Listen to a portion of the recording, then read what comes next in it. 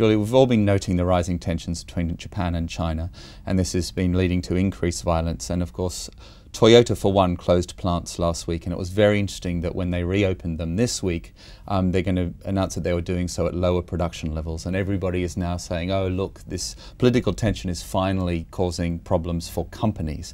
But this may not be the entirely right interpretation, is it? No, well, I mean, it's not just Toyota which closed plants last week. Nissan and Honda, their peers, also closed plants, but Toyota was the only one, yes, that said that they would reduce production as a result of this.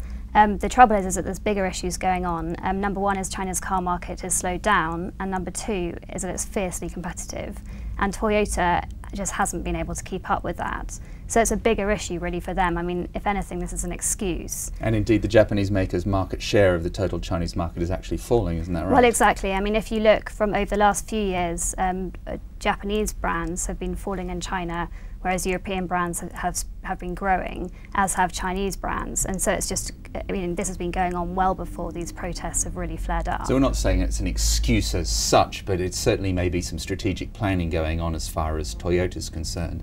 And of course, we also know that it may not, you know, political things may not be affecting all Japanese companies, because there are lots of Japanese companies in China that are still doing extremely well, aren't there? Well, exactly. I mean, exactly. That's very unique, really, to the car market. I mean, if you look within the convenience store market, the Japanese are leading by far in that area. You've got some Chinese domestic brands which have convenience stores. They just have really struggled to keep up. If you look at stores such as 7-Eleven, which is Japanese, Family Mart and Lawson, they're expanding at a huge rate now in Chinese cities, and the Chinese just can't keep up with them.